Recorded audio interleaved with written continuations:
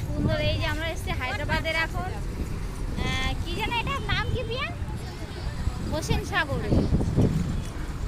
দারুণ সুন্দর জায়গা, দারুণ সুন্দর জায়গা। দেখো এই স্ট্যাচু, ও দেখো একটা আমাদের দেশের পতাকা উঠছে।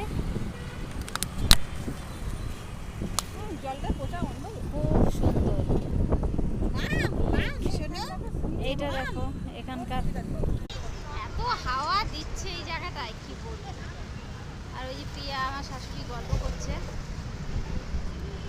দারুণ হাওয়া, দারুণ সুন্দর জায়গা। দেখো এই যে বেলুন বিক্রি করছে, এখন ওর বেলুন কেনা সব, বেলুন আলার পেছন পেছন ছুটছিল, আমি আবার ডেকে বেলুন কিনে দিলাম।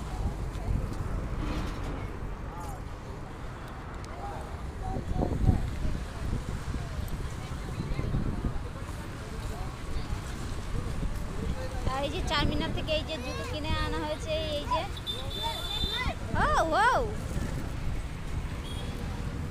এদিকে সব কেক কাটা হচ্ছে, খাওয়া হচ্ছে। আর ওই যে আমার শাশুড়ি মা ইয়া দাঁড়িয়ে আছে। অনেক বড় জায়গাটা, রাস্তার সাইডে এই যে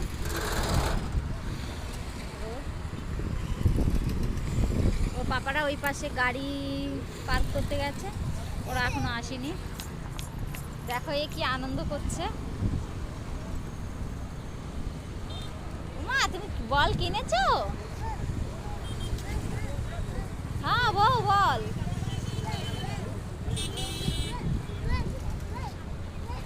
দেখো কি করছে ও।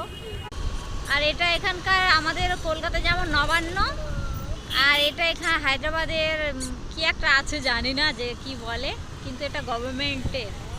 কিন্তু খুব সুন্দর দেখতে, আমি দূর থেকে দেখাতে পারছি না ঠিকঠাক, অনেকটা দূর তো, আমি জুম করে দেখালাম, আমার ফোনের কোয়ালিটিও ভালো না, কিন্তু লাইটিং হচ্ছে অরিজিনালি দেখতে এত সুন্দর কি বলবো।